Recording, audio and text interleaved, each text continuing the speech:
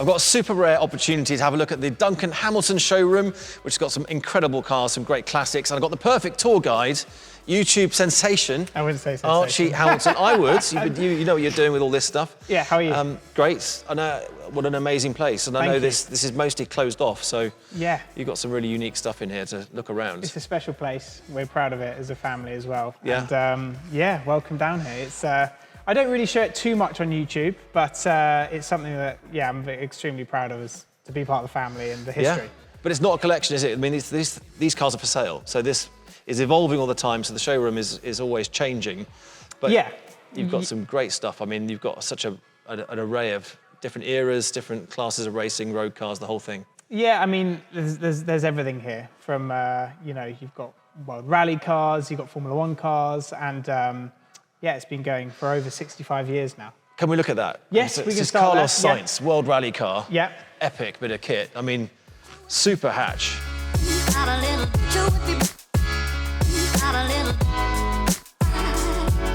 This is a popular car. I mean, Carlos Sainz obviously was very successful in World Rally Championship. Yeah. And this is a, well, Martini livery. It's a very distinctive livery in itself. And it's a cool bit of kit. It's radical, but look how small the gear stick is. I know. And honestly, if I had unlimited money, I'd be buying hopefully everything in here. It's how do you let them go? I know, that's the thing. I mean, I don't work here day to day. We have incredible sales guys, Nick and Jack, who look after everything, and they let things go. So, but you've got to drive it before it goes. Surely you've got to try and take this out for a spin. I would love to, but I don't even ask, because I know the answer's going to be no. Really? Yeah. So it seems unfair. No, I know it's one of those things, but there is some amazing stuff in it. I mean, and it's a piece of history, isn't it? Yeah. I love the Focuses, and I just think it's brilliant. Yeah, they're beautiful. Very, very cool. Well, I was obviously drawn to this one as well, which is the four-wheel drive F1 car. Four-wheel drive F1 car. It's actually just sold, so someone has just bought it. You can actually race this at Goodwood. Yeah. It's insane when you have a look inside. I mean, it's got another seat which is in there, but when you have a little look in, I mean... So that's the original seat? That is the original seat, yeah. Love that. It's like something from a Peugeot 205. It's not a bit of me to race, but I said to you, didn't I, Ben? I said the reason why I don't drive these historics is because I know I'll probably blow it up in 5 seconds. I don't think you would. This is just my... But you started, did you do single-seaters at the beginning of your career? Yeah, I did Formula Renault, yeah. Okay. Formula Renault, with Formula the Ford. gates? With the old school? Formula Ford was the gates, Formula Renault was sequential. Yeah. I enjoyed it, but... It's exactly the same. It's actually not, though, is it? Because usually it's like seconds down there and first is up there. Yeah. That is a recipe or fourth to first in one go. So you're too kind. But what about this? I mean, this is super niche. Very Four-wheel niche. drive F1 Sterling car. Moss. So Sterling Moss raced my grandfather. Right. And they were great mates, and great mates with my dad, Sterling was. And Graham Hill raced this as well. So it's a pretty incredible car. So yeah. What's it like being Duncan Hamilton's grandson? I mean, Le Mans winner, F1 driver, or Grand Prix, whatever they called it in those days. But it's pretty epic, isn't it? It is pretty epic, and it's something which I've been, around my family history for forever, and it's sort of been ingrained into my life, ever since I was born. My dad was trading cars and things like that. It's been going for over 65 years, and my grandfather's history has been so prominent in that, to the point where we had the Le Mans winning Jaguar C-Type in our family for many, many, many years before my dad sold it. But we used to go to Tesco's in it. Yeah. And, it was just an incredible, thing. And everyone to this day even, says Duncan Hamilton. It's such a prominent name, and something my dad used to always say, which I told you on the phone last night, is if we were called Wheelspin Motors, people wouldn't phone us. Yeah. And it's something which, it's something which I really want to carry on. And I'm very proud of it. You've got a favourite here, though. I know you have. I do have a favourite.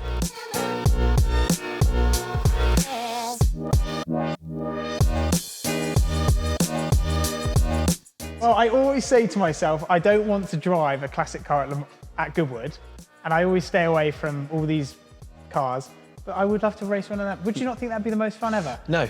It would be fun, but it wouldn't be the most fun ever in this room, no. Why? That is the most fun in this room. It's underpowered, it's front-wheel drive. It's cool, but, I mean, come on. Not compared to... Come on. Group C cars. No. Stop it. Stop it. You don't need to brake. Yeah, that's true. That's true of a Citroen 2CV. I've heard minis around Goodwood don't break. That's fun. Yeah, I suppose it is. You're not interested. I'd like to see you at the helm of this because I know that you're super rapid. I think you've got too. You should definitely take out some of these older cars. I know. But take the Mini, wring its neck, show us how it's done. No, you show me how it's done. I think that's how it works. What else we got? Zagato. Okay, I don't know much about this.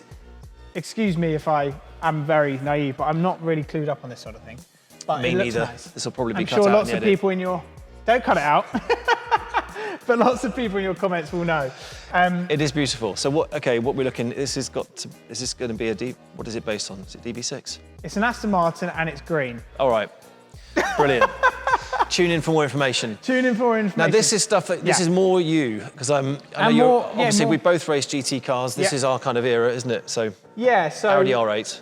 Audi R8 GT3 car. Now these cars have in the last year been really, really popular. Yeah. And that is because people are being able to race these cars in series such as Masters Historics and other things like that. And that basically is allowing gentleman drivers to buy these cars and have some fun, and their pride and joy go up in value while they race it. Yeah.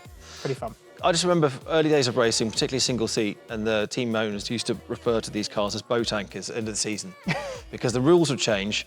That car was not even worth anything for scrap. Yeah. It was a paperweight or a boat anchor. And now the interest is coming back into it. Like you say, the historic racing is brought back. F3, GT racing. I mean, and these things are stunning in their own right anyway. And there's these crazy companies that will convert these to road cars and all sorts of stuff like that. I know.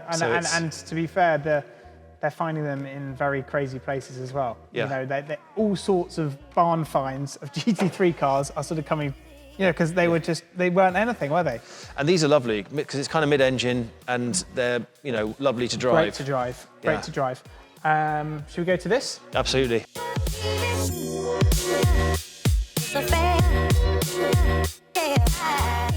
The most successful Le Mans GTE car which existed. You were telling me about GT2, you did GT2, and we were getting confused. Yes. But it's a different era, isn't it? But this is 2012 to 2017, this one, GTE.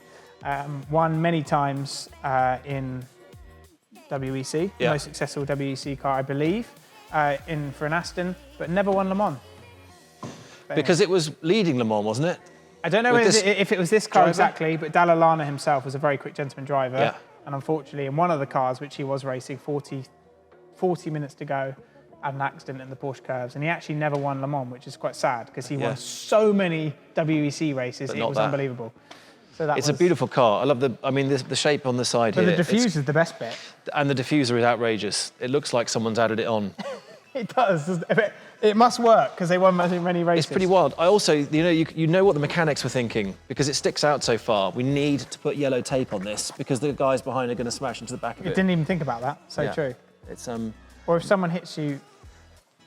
Well, it's the amazing thing about Pro-Am because that's the whole thing with Le Mans. You've got a mix, abilities. You've got professionals who are doing it all the time. You've got the AM gents who are coming in and you've got the fast silver. And you've got everything else, and everything in between. And everything in between. And you have to cope with different expectations of what someone's going to do, haven't you? I know, basically, that's very much the case. We go to this car, which motorbike lovers will understand the 46 number.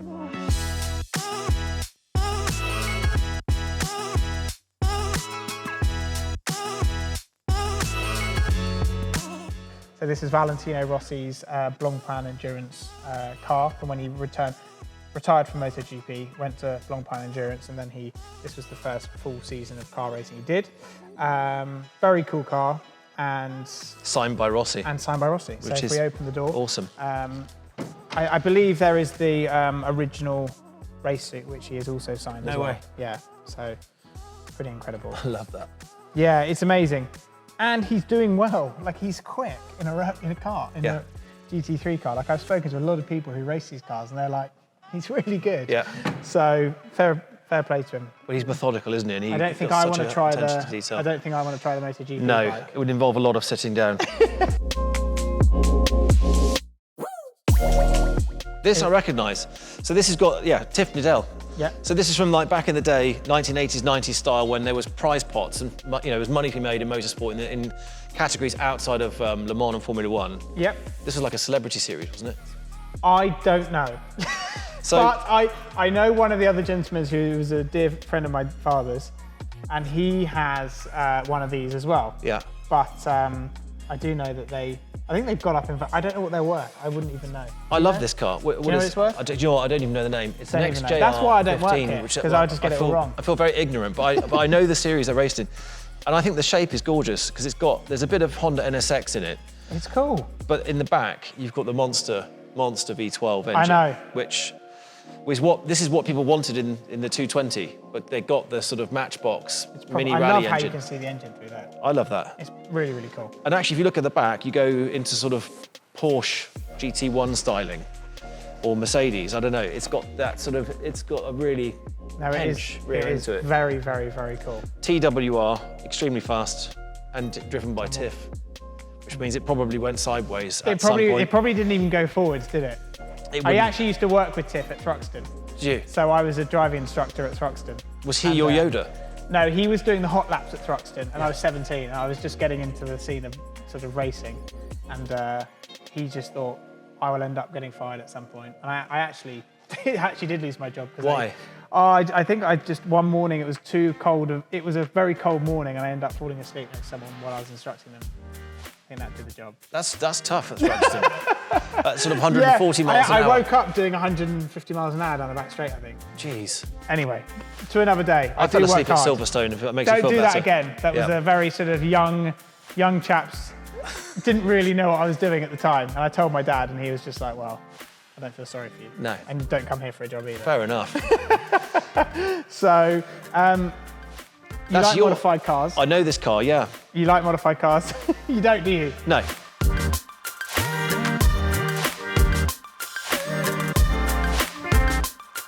Okay, well, let me talk about this. So come on, yeah. You bought this new or second-hand? So I bought, McLaren 720S. I bought this second-hand in the summer from McLaren Birmingham. It's Memphis Red, so it's a special colour, rare colour. It's a performance model, so you want the performance model. It sort of gives you all the sort of extra bits and pieces. Then a friend of mine has a company called PI Carbon, which do incredible carbon fibre, which actually is better than the McLaren Carbon. It is amazing. It does look good. And we basically collaborated, and we decided to make this insane modified car. So it is pretty wild. Carbon bonnet, fenders as well, which are carbon. Front sort of, canards, front splitter. So these louvers, Yeah. I mean, the way they're positioned, they actually look like they should be aerodynamic. The thing is, you bolted all this stuff on, right? Does it actually work, or is this just a show ponying? What is the crack? It works, because I've driven it, and Yeah. I've driven it pretty quickly, So and it works. you did before and after, obviously. I did a before and after, so I dropped the car off. Obviously, whenever you're modifying a car, you're going to be a little bit nervous when doing it, but incredible people at Quattro Coachworks who did all the work. They're very, very talented people, and they did an amazing job. And I've driven it in anger, and it's genuinely better. It's like I dropped the car off, and it's come out as a 76502. NASCAR, come on. Right, come on, Jimmy then. Johnson. Jimmy Johnson livery on it. I don't think it's actually the car. Right. But So it's not one of Jimmy's, but it's in the livery of Jimmy. But it's in the livery of Jimmy Johnson, of course, the 48. They're massive up close, aren't they? Big Yeah, nose. they are. It was about 3 or 4 years ago, we got 2 NASCARs in, which I actually documented on my channel as well. One of them, unfortunately, is no longer, because at Goodwood, Jack, who works here, he's a very experienced driver, very good driver, but as you know, Goodwood can catch you out at the best of times. And it was doing the hill climb, and at the top, it's like a little bit too much speed. And in the fast left. In the fast left at the top. You don't want to go wide there, because you've got those bales, and they really suck you in. Yeah. So and that's why I refused to drive doing the hill climb.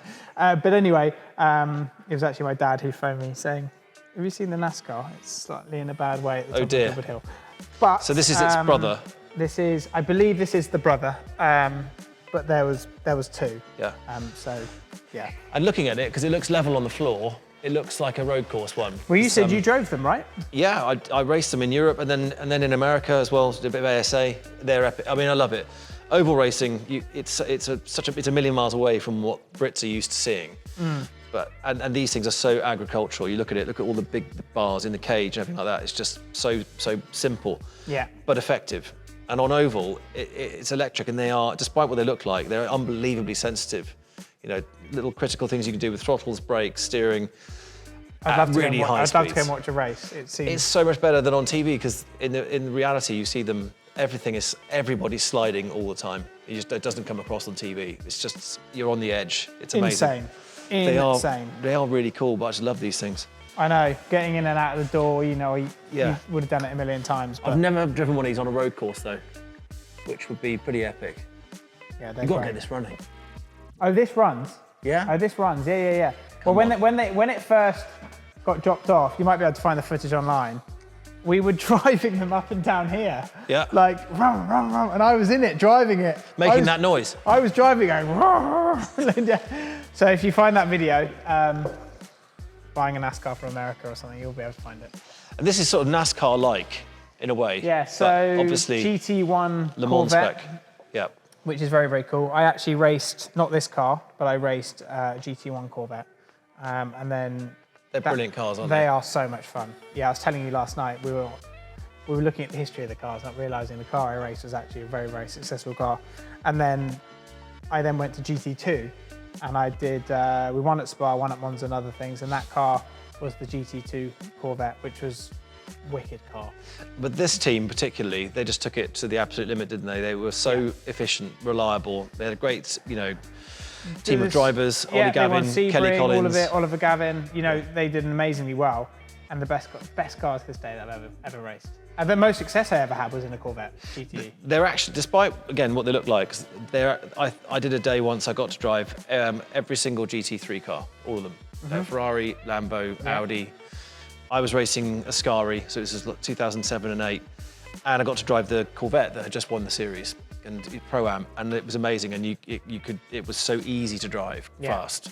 All the others were fun and different characteristics and stuff, but the Corvette, and of course that carries over, because the Pro can get a time out of it, but the Am can also, is usually more comfortable and closer, so yeah, they work well. This is kind of other end of the spectrum, because this is full on analog. Tom Walkinshaw Racing, Tesco car. So what is that, British touring car? It looks like, it's the Rover SD1, isn't it? So my dad had one of these. No idea. Not the race car, but this was his This looks good, car. doesn't it, Ben? They look great, because it looks kind of Ferrari-like. And don't ask me on specs, because I'll get it wrong, and then I'll get roasted in the comments. So I watched stuff like Minder on TV. It was these kind of Jags and Rovers and, brawny sort of cars like this. Very cool. But it's a beast. It is an absolute beast. Manual transmission. Yeah. Inside, it looks really, really tidy. I love the old school fuses, they're all there. I love all that. So stripped out. It's a proper bit of kit. Can we get this out, please? Out where? On track. You're going to have to ask the boys. Well, we'll ask You can't ask me. I will ask the boys, me. but I mean, I'm your guest, so this has got to be, we've got to do this together. I can ask them for you, but whether they're going to say yes or not. 2 seats. I know you won't drive it because you'd be afraid of breaking it. I'll sit in it. We'll go together. All right. Yeah? Let's see. Let's see how far I get with that one. That was a promise. Here we go. Group C. Group C. Very, very successful car in Japan. Okay. All its success apparently pretty much was in Japan. Late 80s, early 90s. Yeah. 962 Porsche. Yeah. But campaigned. So was that in a sports car world sports car, or in the Japanese I'm series? not sure the exact series, Yeah. but most of this car's success was in Japan. Cool. But it's got a lot of success. Yeah, it's got these amazing covers. I know, how I often know. you could use The those covers. actually, because in the summer exactly. you just boil the brakes, but in a straight line, super slippery until the brakes caught fire. It's obviously. so cool. So cool. I love the livery, and I love the fact that it's had its success in a completely different part of the world. Yeah. There's something you like in the corner there. Yes, silk cut Jag, beautiful. Very distinctive. Yeah. It's just brilliant, absolutely brilliant, and they're parked quite close together. I'm frightened just looking at the gap between these two. And, and you can imagine that actually racing, you probably end up doing stuff like this. Yeah. But when you look at it like that, it's unnerving. Yeah, so that's very nice. Do love that. Very distinctive. And its friend, clearly not a 24-hour car, because it's got no headlights. Didn't even realise. No. Now, one of my favourites is this thing.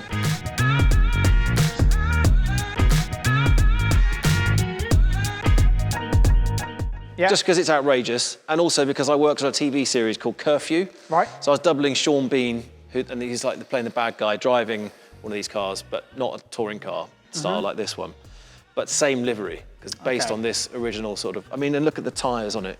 Absolutely enormous fat Yeah, it's... lumps of rubber. I just love this. the tyres are the wheel arches, everything. Was it fun to drive? It was really good, but the problem we had, it's rear-wheel drive. You've got the big engine, obviously, got loads of power, about 500 horsepower. So we wanted to slide it around, but whenever I was doing that, because the cars, we had about 3 of them, the car's quite old, and the engine was kind of coming out of its mountings, which had, all the rubber and everything, all the seals had sort of died. Yeah. So the engine literally came out of its bay, the fan ate the radiator, and then it would just destroy itself, and Oh, wow. they would call for the next car. So That's how things work, right? Obviously, I got the blame for that, but Well, yeah. It's always the driver's fault, isn't it? they're really cool. So if you're shopping now, it doesn't matter what price bracket, but what do you think is of a modern classic, the last few years, something that... That's so hard. I love the generation of the GT3 RS. I had the ultraviolet one. Yep, Gen 1 GT3 RS. I just think that's such a great buy. they are wicked. At 130 grand, it still is. I just think that is, for me, it's just so good. I love it. The only problem is, once you've driven the GT2 RS, you can't get that out of your head. And it's But the handling on GT2 it RS is is double the money. yeah. So for 130, 140 grand, get a great finance package on that bad boy and off you go. All right, we'll take one of those. All right, we'll do a part-time. I regret to this day selling my ultraviolet GT3 RS. Really? Should never have sold it. It was such a great car. Well, before this video goes out, and then you tell the world that that's what you're trying to get back, you should buy it back. I should buy it back, but I need to make some more money first. Right. Well, thank you, mate. What's your favourite car? Yeah. Oh, sorry. I was just No, about to don't, wrap before us you up. finish me off, your favourite car? In here. Oh, in here? Your favourite car in here? If you could drive away one car in here, what's it going to be? It would be that silk cut Jag. Good answer. It's Good just, answer. That's the era of racing. I mean, when I raced World Sports Car Championship, LMP 900, 900 kilograms, 850 horsepower, That's the one. insanity at the steering wheel, manual, no power steering, 230 miles an hour. Nothing will ever feel better. And that's as close as you're going to get to that. It's an awesome bit of kit. Yeah. You can't beat it. Dude, thank you for showing me around. Pleasure. You're welcome anytime. Great to see you. Yeah. Guys, thanks for watching. Hope you enjoyed that. And hopefully, might see you on track with this man very soon. That'd be fun.